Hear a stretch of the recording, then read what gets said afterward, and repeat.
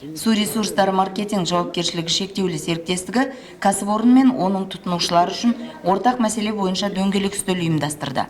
Мақсат қала әкімдігінің қолдауымен мүлік иелерінің бірлестігін, жай серіктестіктерді құру. Тиісті органдардың осы бағытта өзара әрекеттесуін, үй-ішілік инженерлік коммуникацияны ретке келтірудің тетіктерін қарастыру болатын. Кездесуге аудан әкімдіктерінің, тұрғын үй инспекциясының, үй басқарушы компаниялар мен коммуналдық қызмет түрлерін жеткізушілердің өкілдері шақырылды. Өйткені әрбір тұрғын үйде управляющий объект кондоминиум үй басқарушының ағымды текущий счеты болу керек, сберегательный счеты болу керек. Одан кейін мына әкімшілікке мынау жыл тұрғын үй қатынастарында жазып қойған, сіздер мынау жилищный инспекциямен бірге ұйымдастыруларыңыз керек, жоспар құрылу керек. Содан кейін осы мынау коммуналдық қызметті реттейтін мекемелермен бәрінің келісім шартқа тұру керек.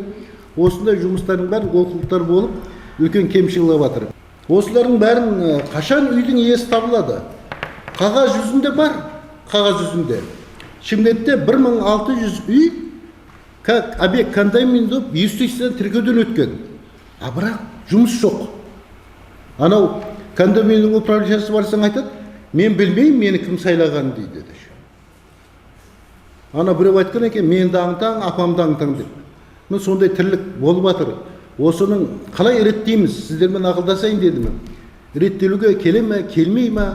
Болмаса біз осы қызмет көрсететін мекемелер сіздерге қандай жәрдем керек біз жақтан? Оны жәрдем берейік.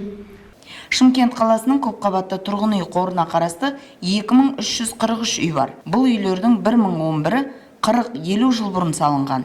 Тиісінше инженерлік коммуникациясы ескірген және қайта құруды, күрделі жөндеуді қажет етеді. Бұл әсіресе су және кәріз желілеріне, жертөле бөлмелері мен кіреберістердегі жылу желілеріне қатысты. Үйлердің ішкі жүйелерінің ескіруі, жылыту маусымына дер кезінде дайындалмағаны салдарынан 2023 жылдың қаңтарында көпқабатты үйдің тұрғындары қиындықтарға тап болды. Мұндай жағдай қайталанбас үшін нақты қандай шара қаралып, не істелінді? Түзілген жоспар бар, сервистік компанияларымыз да дайын дейді аудан әкімдіктері. Қазір шындап келгенде көпқабатты тұрғын үйлердің көбісі жаңағы үй басқарушысыз, намкомсыз. Кезінде тұрғын қатынастарына правила предоставления коммунальных услугқа сәйкес әрқайсысы коммунальдық мекемелердің барлығы раздел границасын бөліп алып, отопление жаңа бірінші элеваторға шейін, газ бірінші шықпаға шейін, свет счетчикке дейін, жаңа канализация өзіңіз бірінші колодезге дейін, водоканал счетчик, главный счетчикке дейін деп. Одан кейін бар тұрғындардың меншігі, ол правила предоставления коммунальных услугта жазылған, тұрғын үй қатынастары туралы заңда жазылған. Осыны бәрін реттеу үшін мемлекет тарапынан ОСП-ті құрып, осыны жүйелендіруге атсалысып, осы 1 июньнан бастап біздің жилищный инспекция жұмыс жасау керек болатын. Бірақ қазіргі таңда қайттан тұрғын үй қатынастары туралы заң өзгеріске еніп жатыр. Соған бұл жұмыстар қайттан кешеуілдік тоқтап жатыр. Бұл тұрғыда жұмыстар жоқ деп айта алмаймыз. Жұмыстар әр ауданның деңгейінде, өз деңгейінде жұмыс жүріп жатыр.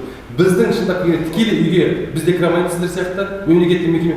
Біздің міндетіміз тұрғындармен бірлесіп, бірігіп, жиналыс ұйымдастыру. Құзырлы мекемелердің бәрін жинап. Әділет департаментінің мәліметінше көпқабатты үйлердің тек 131-інде мүлік иелерінің бірлестігі бар қалада. Бұл 5,7% деген сөз. Дөңгелек үстелге қатысқан үй төрайымдары мен мүлік иелерінің бірлестіктерінің жетекшілері өздеріне қатысты қолдаудың жоқтығын айтып отыр. Ал тұрғын үй инспекциясы көп олқылықтарға тұрғындардың өзі кінәлі дейді. Әкімшілік құқықтық кодекс бойынша 320 бар. Бұл басқа жоқ па? Жергілікті атқарушы органға сонда кім виноват сонда? Тұрғындардың өздері, мысалы сіз айтасыз, қайталап айтады. Бұл жерде мысалы жекеменшік сектор бар да, көп қабатты үйлердің секторы бар да. Бұл жерде мен енді барлық көпшілікке немесе Жанатбек, жекеменшік үйде қатып қалатын болса, мұнаның бәрін сендер жазып алыңдар. Жекеменшік адам өзінің үйіне өздері қарау керек. Чувство коллективизма жоқ. Түсінікті, бірақ сол жекеменшік өзінің үйіне қарамаған үшін соны тәртіпке шақыру сізге беріп қойған құқықты. Неге тәртіпке шақырмайсыз соны? Жоқ қой енді міне, кешегі 130 үй міне қатып қалды. Соны қысқа дайындық мәселе дайын болмады. Сіз как инспектор ретінде қандай шара қолдандыңыз еді? Түсіндіру жұмыстарын жүргіздік. Енді осы нәрсе ішінсе болып отқан жоқ. Қайталанса не болады?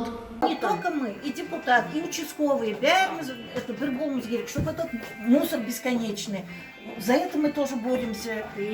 Помойка деген бүйтіп айрап жатыр бізде. Все эти колючки отломались. Где у вас помойка? Мангельдина. Это какой район? Сіздерге яғни юрист керек, иә, қазір? Самый главный юрист керек, да. Көмек керек, юрист керек. Поддержка жасау керек бізге кішкене мына юрисдикциялармен не А вы қылуға, каким реквизиттерін алуға, кішкене территорияны тазалауға. Аудан әкімдіктері алдында коммуналдық қызмет көрсетуші компаниялармен бірігіп істейтін үлкен жұмыс тұр. Тұрғын үй қатынастары заңы талаптарының орындалуын қамтамасыз ету мақсатында қаладағы көп қабатты үйлерде 100% өзін-өзі басқару органдарын ОСИ немесе ПТ-ны құрып, ішкі инженерлік желілерді ретке келтіруде келісім шартқа тұруы тиіс. Міне сонда ғана қысқы мерзімге дайындық шарасы оңтайланатыны сөзсіз.